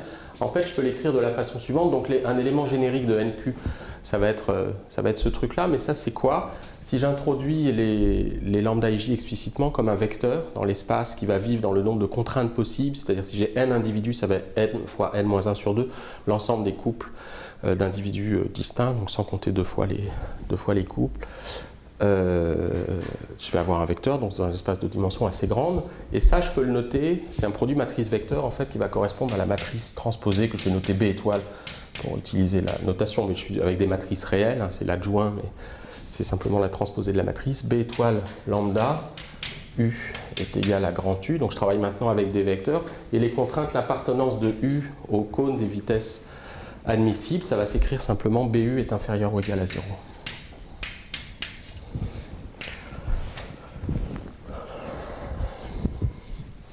Et on peut écrire, si on veut avoir un problème qui est bien posé, on peut écrire la relation de complémentarité aussi qui permettrait de... J'écrirai lambda BU est égal à 0. Alors ce que ça dit, ça, c'est que les contraintes actives sont les contraintes pour lesquelles, si jamais il se trouve que U vérifie d'une certaine manière la contrainte, c'est-à-dire que BU spontanément est strictement négatif, alors il n'y a pas besoin, on ne veut pas que lambda agisse. Donc ça permet d'empêcher, en quelque sorte, en relation de complémentarité, d'empêcher que le multiplicateur de Lagrange agisse quand il n'y a rien à faire. Et ça dit que donc, le lambda peut être non nul. Le lambda, c'est une composante de lambda, c'est un lambda IJ, c'est associé à un couple d'individus qui gèrent la contrainte. Donc si j'ai deux individus en contact, ce lambda IJ va correspondre à la force d'interaction, en quelque sorte, entre les deux individus, qui doit être strictement positif que si les gens avaient tendance à s'interpénétrer, en quelque sorte, et donc ça va exercer une force qui empêche effectivement ça. Mais il n'est pas possible qu'on ait... on ne peut pas avoir des vitesses comme ça, c'est-à-dire une contrainte qui n'est pas saturée, avec des gens qui ont tendance à s'écarter, et avec un lambda qui est non nul. Donc je vais passer relativement vite là-dessus. Là. Désolé, c'est normal si vous ne comprenez pas tout ce que je dis. C'est basé sur la formulation .sem. C'est des choses qu'on va redétailler dans un autre contexte. Ça permettra d'éclairer ce que je fais ici. Je voudrais passer assez vite au transport optimal. Donc je passe un peu vite là-dessus. Disons, croyez-moi que c'est une manière parfaitement équivalente. Le problème de projection qu'on a à résoudre à chaque instant du problème d'évolution se ramène exactement à la résolution de ce problème-là. Et je voulais juste dire un mot sur la structure particulière. Donc ça a été d'une certaine manière une surprise quand on part avec ces questions. Moi je viens d'une communauté plutôt élément fini où on travaille beaucoup sur l'opérateur du Laplacien, problème de Poisson, etc. Je m'étais dit enfin un problème sur lequel il n'y a pas de Laplacien. Et bien si, en fait, il y en a un. Alors pourquoi il y a un Laplacien, une sorte de Laplacien ici qui est sous-jacent. En fait, ça, on peut montrer une analogie formelle forte qu'on verra apparaître de façon très criante dans la partie macroscopique. B, je vais vous expliquer pourquoi, peut être vu comme une sorte d'opérateur de divergence discrète, ou plus exactement moins de divergence discrète, moins divergence U est égal à 0. Et l'adjoint de B, la transposée de B, peut être vu comme l'opérateur transposé, c'est-à-dire le gradient. Et ça ressemble à, si j'avais ici un signe égal, ça serait un problème de Darcy qui intervient dans les écoulements en milieu poreux, qui est très utilisé en mécanique des fluides, par exemple pour le stockage des déchets nucléaires. C'est ce qui va régir donc, les écoulements dans des milieux, typiquement des sables par exemple, des milieux solides qui sont traversés par des pores, PORES, au travers desquels du fluide peut s'écouler, mais de façon extrêmement confinée, ce qui fait qu'on a des modèles qui sont non inertiels, et ça se ramène à des problèmes de ce type-là. En fait, on va voir, même si les modèles peuvent sembler a priori très différents, on a une structure analogue qui rejaillit, et donc au moins formellement, on a une écriture qui ressemble, mais l'analogie, elle va au-delà. Si je pense par exemple à des gens qui sont comme ça, qui sont dans un couloir, assujettis à rester dans un couloir, c'est quoi la matrice des contraintes? Donc ça va être la première ligne de cette matrice va m'exprimer la contrainte entre la personne 1 et la personne 2. Donc ça doit être la première ligne de cette matrice, ça doit être le gradient de la distance de 1 à 2, plus exactement l'opposé du gradient de la distance de 1 à 2. Donc le gradient de la distance de 1 à 2, ça serait moins 1, 1, et là c'est le contraire, c'est plus 1, moins 1. Et de façon générale, moins 1, etc. La matrice B, c'est comme ça. Alors c'est pas encore très convaincant, sauf que vous voyez que ça ressemble à un opérateur de différenciation de type différence finie, qui va dériver en quelque sorte un signal discret.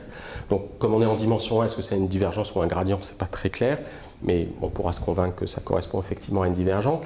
Et surtout, si je fais si je regarde ce problème et je considère uniquement les contraintes, donc je supprime les inconnus qui correspondent à des contraintes qui ne sont pas actives pour lesquelles BU est différent de 0, comme il doit être négatif, soit être strictement négatif. Donc je fais un changement de variable pour éliminer les contraintes inutiles, et donc je vais éliminer des lambdas qui sont nuls et des contraintes qui sont telles que BU est strictement négatif. Donc je réécris mon système, donc là en fait c'est inférieur ou égal, comme j'ai éliminé tous les strictement inférieurs, ça va être égal. Donc j'ai un vrai problème de Darcy, en gros, et je me suis restreint simplement au contact véritablement actif entre les gens, avec des forces non nulles entre les deux. Et donc là, j'ai un problème qui a cette forme-là, plus B étoile lambda, je vais le faire brutalement ici. Et là, je peux éliminer U. Vous voyez que je peux écrire U est égal à grand U moins B étoile lambda, je le remplace ici, et j'obtiens quelque chose de type B étoile lambda. Alors, Alors j'ai une chance sur deux de me tromper dans les signes, j'aimerais essayer de ne pas le faire. Normalement on doit pouvoir vérifier les signes de façon pertinente en termes de... Donc GU est égal à grand U moins B étoile lambda. Ok, donc là j'applique BU, donc je crois que ça va être BU, si je ne me trompe pas. Et ça ressemble à quoi ça? Vous voyez d'un point de vue matriciel, si ici j'ai ma matrice cette matrice-là, si je fais B étoile, donc je vais avoir une matrice qui fait 1, moins 1, etc. 1, moins 1. Ok, qu'est-ce qui se passe si je fais B et B étoile? Ça se vérifie simplement, je vais avoir que des 2 sur la diagonale et des moins 1 sur l'extra-diagonale. Donc B, B étoile, je vais l'écrire ici dans la petite place qui me reste. Et ça, pour ceux qui ont fait un peu de numérique,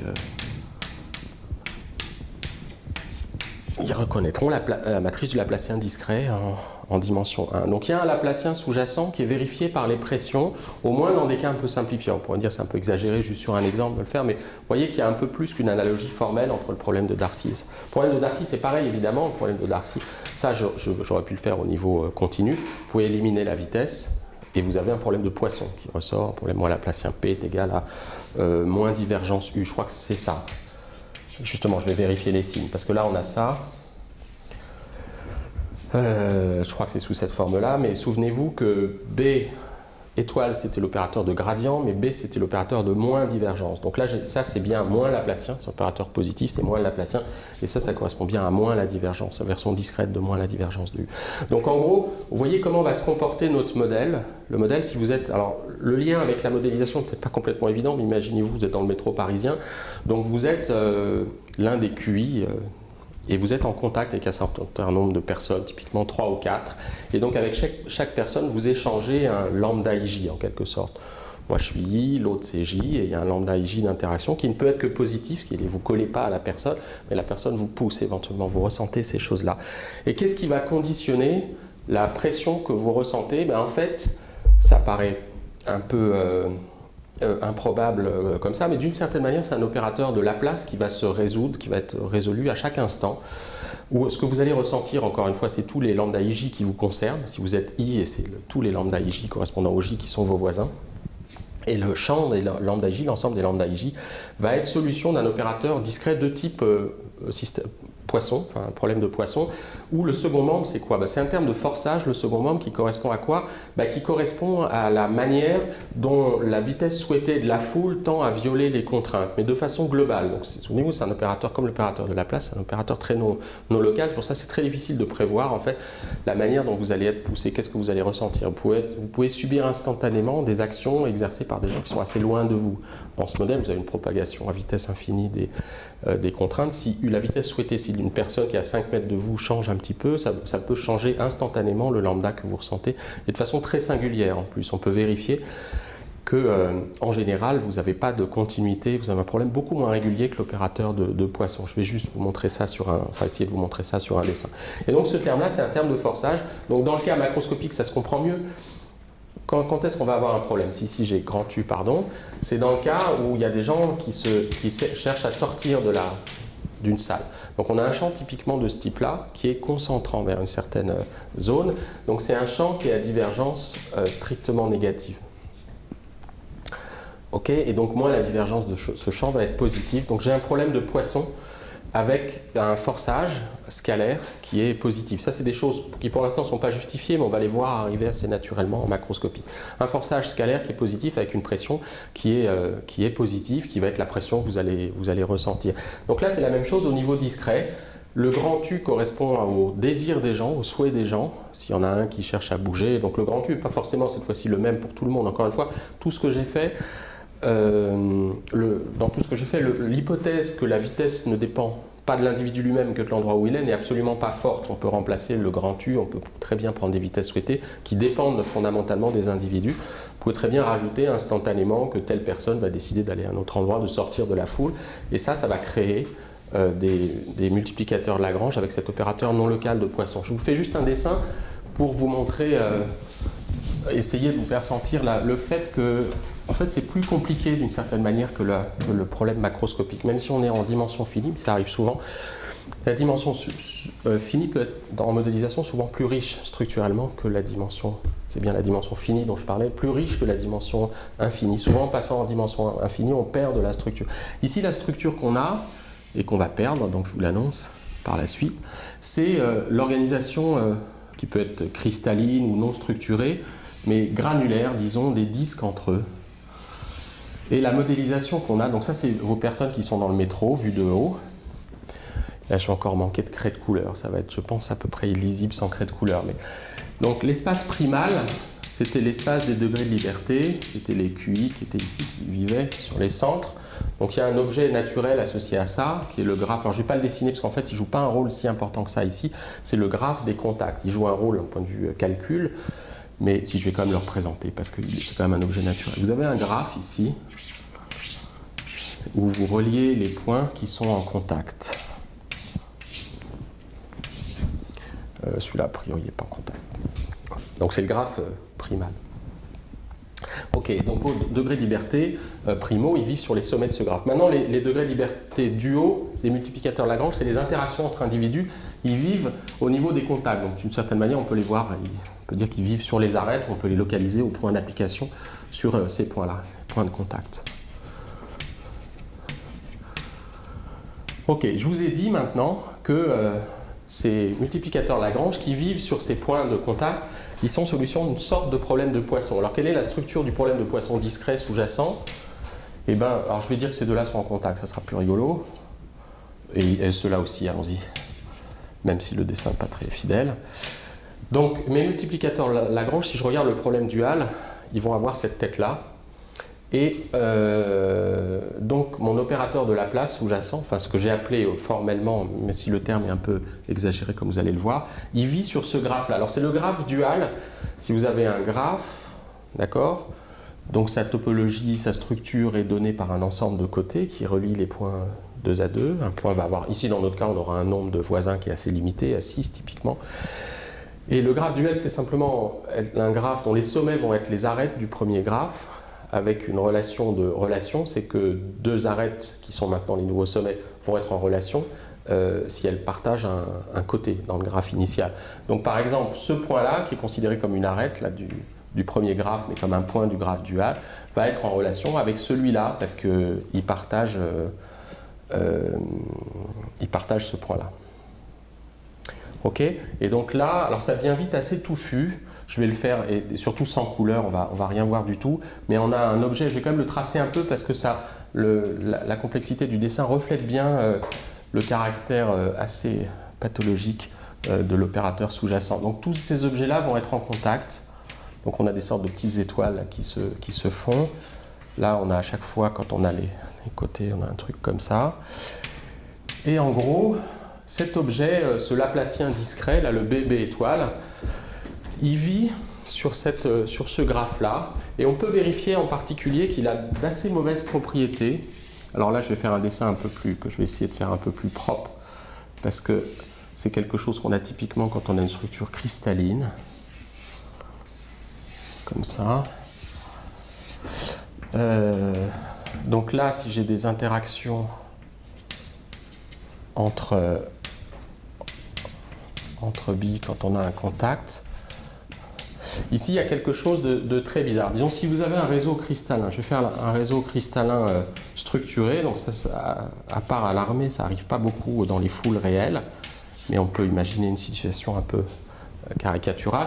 Si je représente ce B étoile, dans ce cas-là, on va retrouver un peu comme en 1D, on va avoir en fait deux Laplaciens 1D en discret, en 1D, tensorisé. Donc ce n'est pas un Laplacien bidimensionnel, puisqu'on a en fait dans ce cas pathologique, on a un découplage complet des degrés de liberté.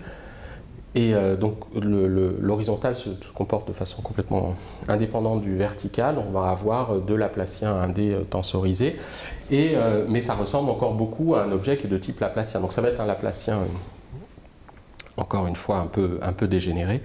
Mais qui est très proche structurellement d'un Laplacien qui est construit à l'aide des Laplaciens 1D. Ici, on a quelque chose d'assez différent du fait de quelque chose qui est générique dans les écoulements granulaires. C'est des choses que si vous prenez un tas de sable aussi, vous allez avoir cette situation qui va se reproduire un grand nombre de fois. Vous pouvez vérifier, je ne vais peut-être pas rentrer trop dans les détails, mais juste sur le dessin, le fait que cette bille exerce une position, une pression, si ici j'ai quelque chose de non nul, ça va pousser cette bille-là de ce côté-là. D'accord? Donc ça veut dire qu'on va avoir une interaction assez bizarre entre ce point-là et ce point-là. Donc ça, c'est deux points qui participent, sur lesquels vivent des lambdas, qui participent à notre Laplacien discret B, B étoile. Et le fait que en quelque sorte, cette particule pousse dans le même sens que celle-là, ça va avoir pour effet que si vous écrivez la formulation matricielle de ce pseudo-Laplacien, vous allez avoir des termes positifs sur les extradiagonales. Donc vous êtes positif sur la diagonale, ça c'est raisonnable. Je pense que vous n'êtes pas à diagonale, vous n'êtes pas à diagonale dominante. Donc quand j'appelle ça un Laplacien, c'est vraiment formel. Et surtout, vous avez des éléments qui sont positifs à l'extérieur de la diagonale, alors qui devraient être négatifs. Et la conséquence, c'est que vous n'avez pas de principe du maximum associé à cet opérateur. Et vous allez avoir des choses un peu bizarres. Alors là, l'explication est un peu rapide. J'y reviendrai peut-être en illustrant ça sur machine à la fin. C'est que cet aspect-là, c'est pour ça que je voulais en dire un mot, c'est ça qui peut expliquer qu'il y a des bouchons, en fait. Alors que normalement, d'une certaine manière, il ne devrait pas y avoir de bouchons. Donc je reviendrai là-dessus, puisque c'est aussi une distinction très profonde entre les modèles microscopiques et macroscopiques. Et là, j'en parle un peu, ça peut sembler un peu anecdotique, mais je pense que c'est des choses qui sont importantes aussi quand on s'intéresse à des milieux granulaires, à des systèmes de particules, où quand on a des particules avec une densité suffisamment forte, typiquement des grains rigides, de façon à ce que ces structures microscopiques sont susceptibles de jouer un rôle sur le comportement. Il faut faire très attention à l'utilisation de macroscopiques qui risquent de sous-contraindre les choses. Donc ce que je veux vous dire ici, c'est que le modèle microscopique peut créer des bouchons. Je ne vous en ai peut-être pas montré hier, mais je pourrais vous en montrer demain. Des bouchons qui vont être parfaitement stables. Et ces objets-là sont bizarres. Pourquoi ils sont bizarres? C'est que normalement, on le verra, peut-être je reviendrai là-dessus plus tard, en continu, ils ne devraient pas arriver. En fait, les bouchons, on ne va pas les voir en macroscopique, ils disparaissent complètement. Et en macroscopique, je vais peut-être quand même faire la démonstration ici, excusez-moi. J'anticipe un peu sur la suite, mais sinon, ça risque d'être assez incompréhensible ce que je vais dire sur le problème microscopique. Donc, même indépendamment, sans même parler des modèles auxquels on va aboutir, formellement, la version continue qu'on aurait de ce problème-là, c'est la chose suivante. Si vous avez un champ de vitesse souhaité, qui est grand U, ici, donc, vous avez une porte, et vous avez un moins divergence grand U, c'est un champ qui est concentrant, divergence strictement négative, l'opposé de sa divergence est positif, ça c'est strictement positif. Et vous allez projeter en fait ce champ-là, c'est ce qu'on va faire après en macroscopique. Là j'anticipe clairement, mais d'une certaine manière c'est un problème qui est plus classique que ce qu'on est en train de voir en microscopie. Donc j'en parle dès maintenant, ça permettra d'éclairer le cas microscopique. Donc cet objet-là, ces personnes-là vont chercher à sortir de la salle, et leur vitesse, qui conduirait à une violation de la contrainte de densité maximale, va être corrigée par le gradient d'une pression. Donc je vais avoir quelque chose de ce type-là, et cette pression, elle vérifie un problème de Laplace de ce type-là. Moins Laplacien P est égal à moins divergence U.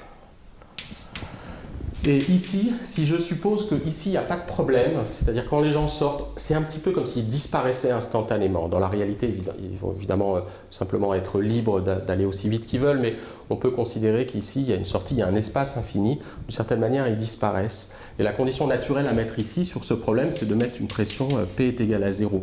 Et ici, quand on est en contact avec une zone où la contrainte n'est pas saturée, on a une pression qui est nulle, les gens n'interagissent pas entre eux, il y a une pression qui est nulle. Donc on a un problème assez standard, c'est un problème en fait, excusez-moi là c'est divergence, qui est un problème de Poisson avec un second membre donc, qui est positif, a priori strictement positif sur le domaine. Ici je vais laisser glisser, ici les conditions c'est des conditions de Neumann, dp sur d2n est égal à 0 sur le bord.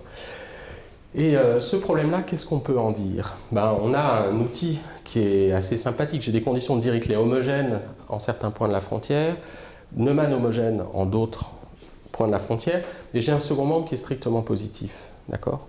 Et donc, j'ai le principe du maximum qui va me dire que la pression elle-même, elle est positive à l'intérieur du domaine.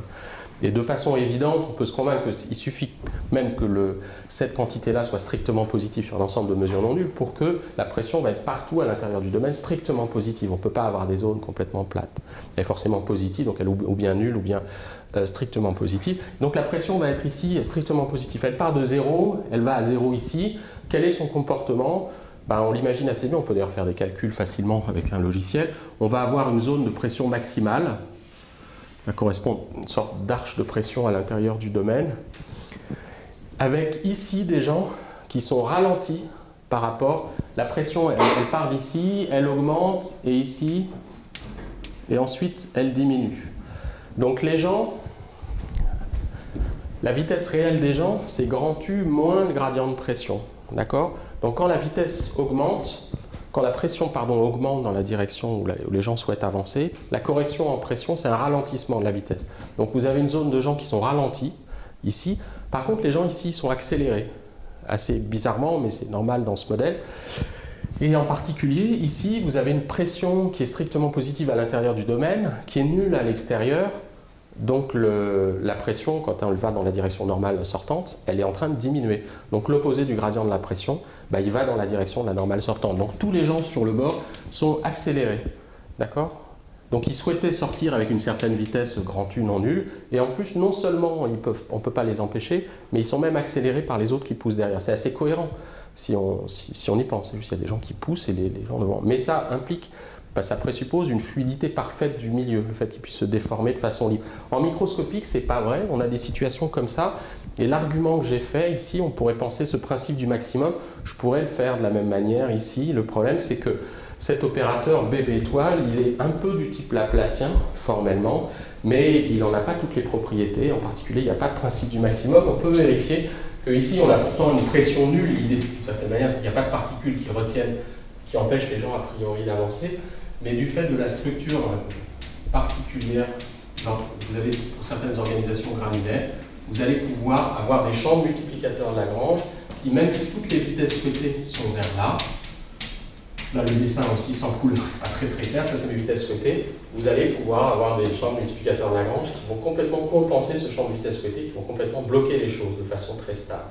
D'accord ? Donc c'est pour ça que je voulais vous montrer comme cette micro-démonstration sur le modèle continu, qui fait que ce modèle n'est pas très intéressant. Pour ce qui est de ce qui se passe vraiment à la sortie, il manque un peu de réalisme, puisqu'on sait que quand les gens poussent très fort, en général, ça se passe plutôt moins bien. Il y a effectivement, les gens se gênent, etc. C'est quelque chose qui disparaît dans le modèle macroscopique. Par contre, dans le modèle microscopique, on a non seulement des gens, une évacuation qui se fait moins bien, mais même des blocages complets. Malgré la présence d'un laplacien sous-jacent, mais ça s'explique par le fait que ce laplacien en fait ne vérifie pas toutes les propriétés d'un laplacien usuel. Ok, 10h25. Je vais, si vous voulez, j'aurai le droit de faire une pause. On a une pause prévue d'une demi-heure, entre 10h30 et 11h. Ah d'accord, c'est prévu en plus, très bien. Je vais juste dire quelques mots sur ce que j'ai appelé comme l'algorithme de Catch-Singer.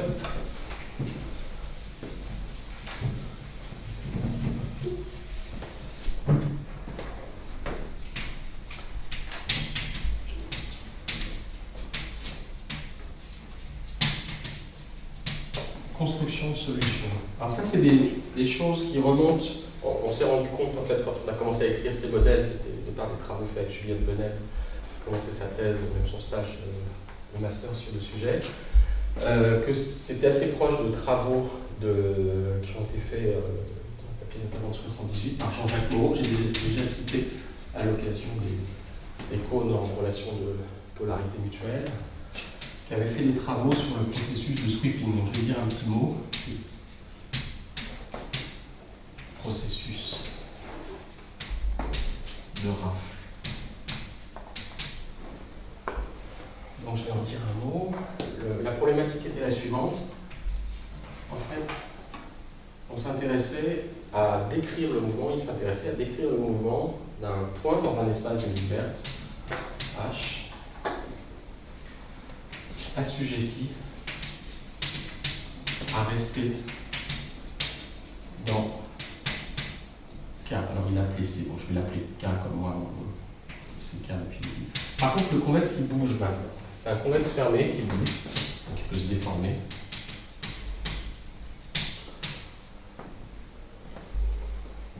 Alors plutôt que d'écrire directement l'équation, même si maintenant vous avez les éléments pour appréhender la manière dont elle s'écrit, je vais prendre les choses à l'envers en essayant d'écrire un algorithme qui serait assez naturel pour décrire ce genre de modèle.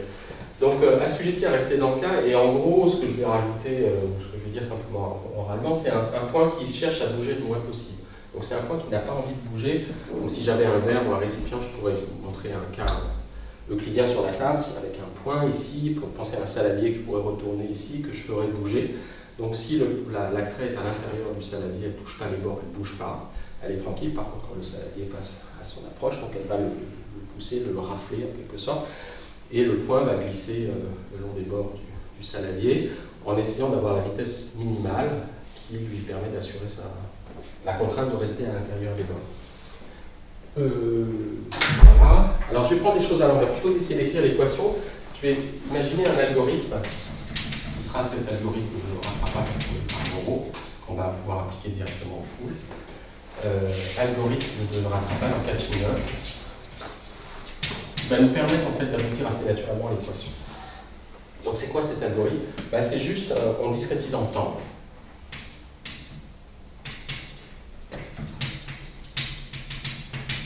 On introduit un pas de temps, comme on retrouvera d'ailleurs cette approche en transport optimal où la discrétisation en temps peut être un outil très efficace pour construire des solutions dans un but purement théorique, indépendamment de toute simulation numérique.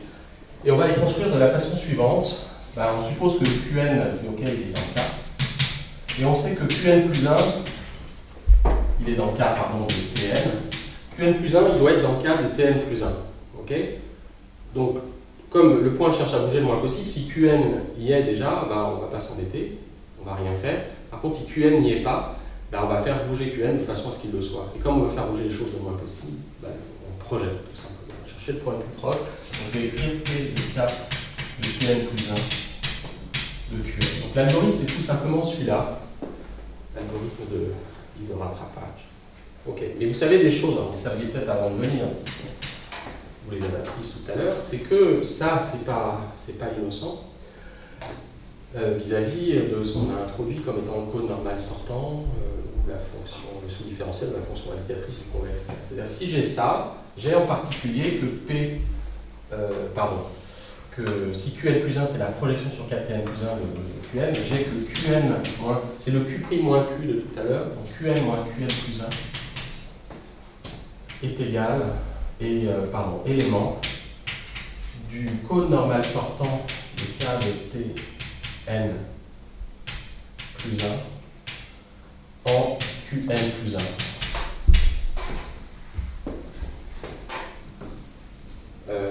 Vous voyez pourquoi c'était juste quand il y avait un convexe, le code normal sortant, c'était l'ensemble des Q' moins Q, où Q' se projette sur K en Q.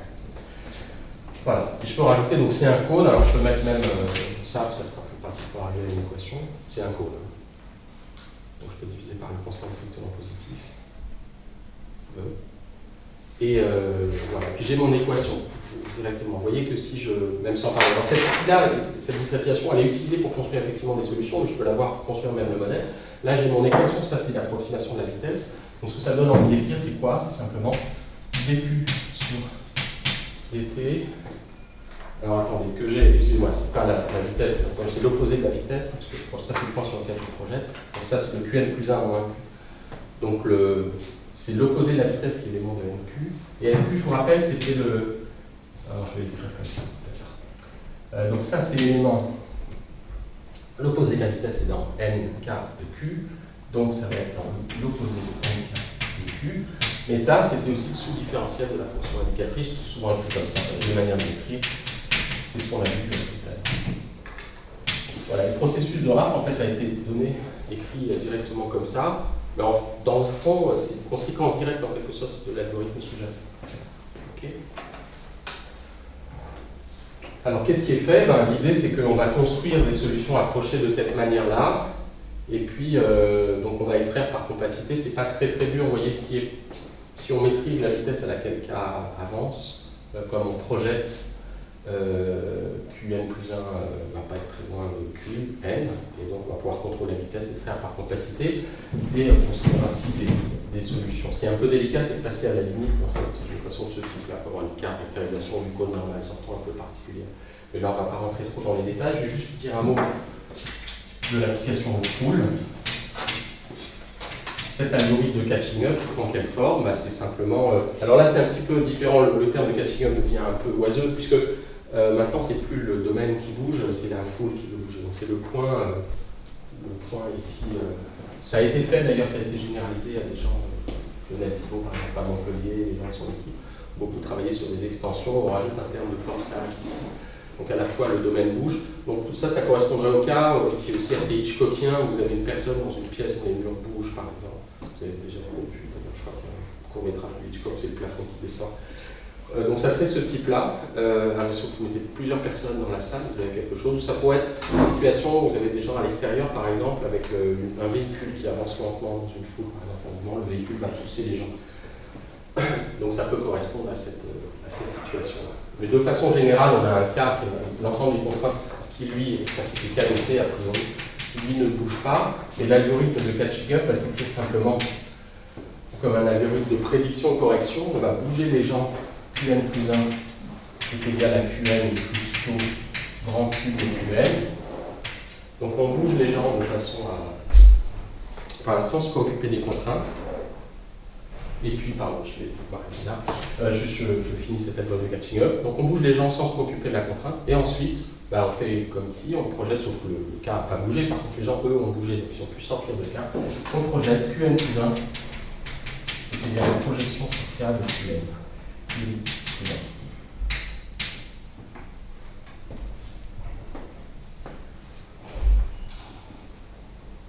Voilà, c'est à partir de ça on peut construire des solutions. Donc c'est fait d'un point de vue théorique, c'est utilisé pour construire des solutions, montrer l'existence de solutions.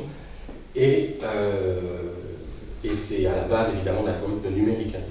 Les calculs que je vous montrerai demain sont basés sur cette méthodologie.